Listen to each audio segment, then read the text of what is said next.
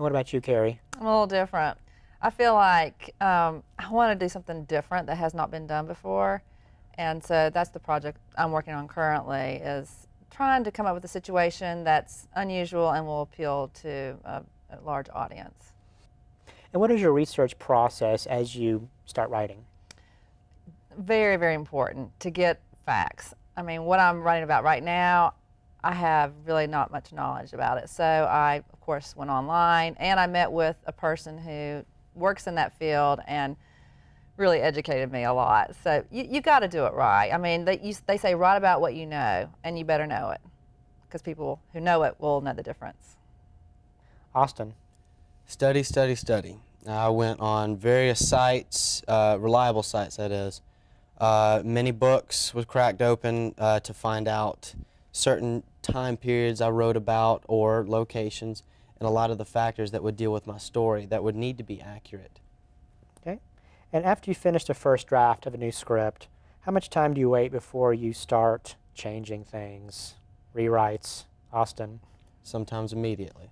I work very hard, and I'll try and work as long as I can until I pass out eventually. So.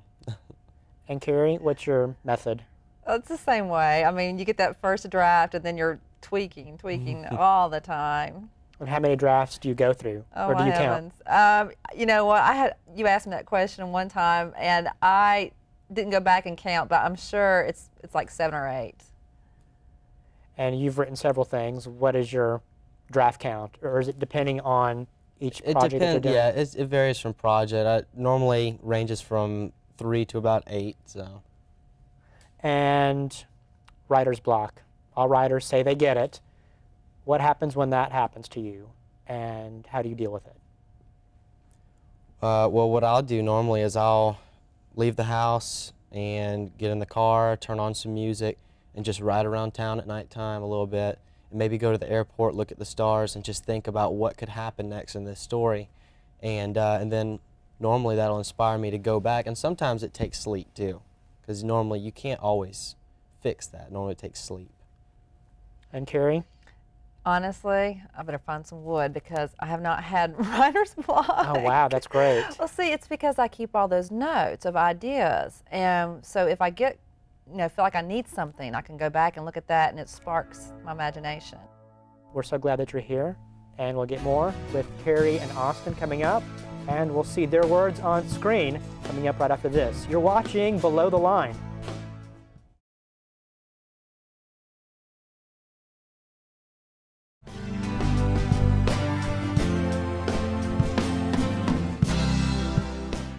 Welcome back to Below the Line. With us today are screenwriters Kerry Cashion and Austin Newman. You both have been fortunate to have your scripts go into production. You were involved in that process and wore many hats. Austin, you produce and direct your films, and you also have starred in the first 2 films. And Kerry, you produce and you have acted and wore many hats on your films. So how do you guys stay focused and organized? Austin?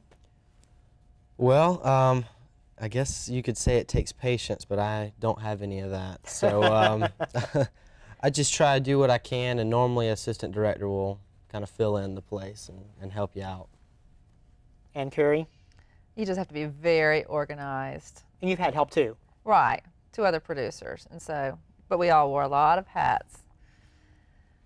And Kerry, tell me about your script on the market. This is your first major film project. How did you come up with the story and the characters? Do I have to answer that?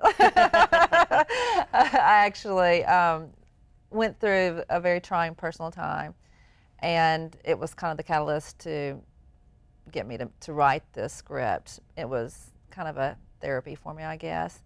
But I actually did online dating, so that's where some of the ideas came from. Unfortunately, they weren't always the best dates, but they're funny.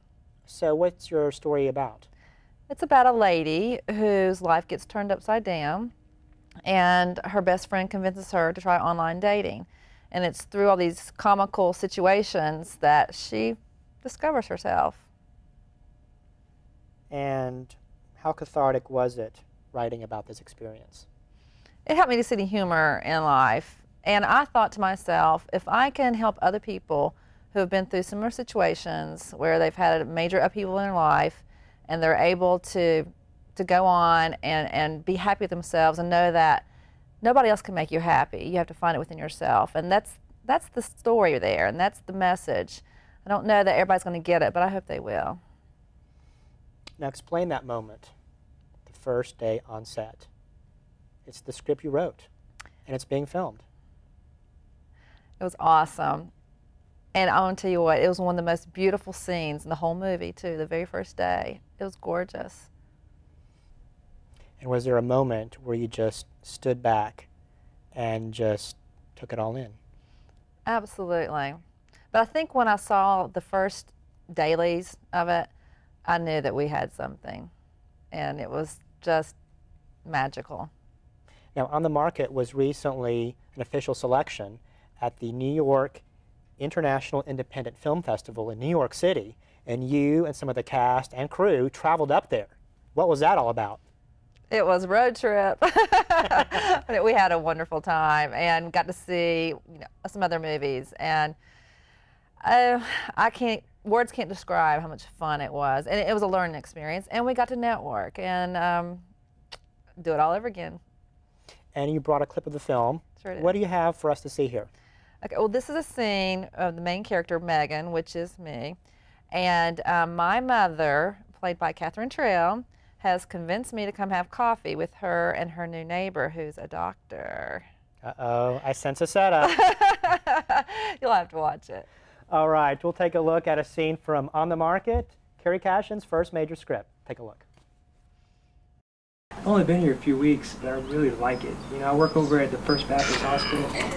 Hold on.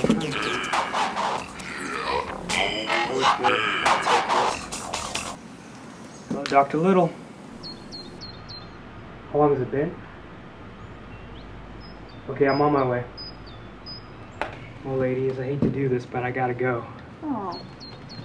Well, we had to cut our meeting short. Hopefully we could do this again sometime soon. That'd be great. Oh, and thanks for the coffee, June. You're welcome. Hurry back, Walter.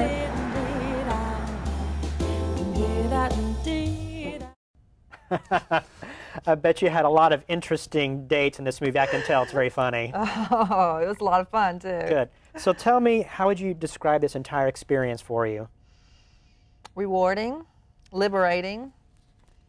I mean, so many films start off, and somewhere along the road, from pre-production to editing to marketing, they just fall flat. And so I just feel so happy that we did it, and we're proud of it. Very good. Congratulations. Thank you. Now, Austin, your third film, Third on a Match, takes place during World War II. Mm-hmm. Why did you choose that era? I really liked that era, around the 30s and 40s. I thought it was a very interesting time, as well as both my grandfathers were in World War II. And I wanted to incorporate their characters as if they actually met in real life. So I thought it might be pretty neat to actually go back into that time period and play around with the setting. Now, you produced and directed this film. How do you put everything together, especially when you're dealing with this very specific time in history?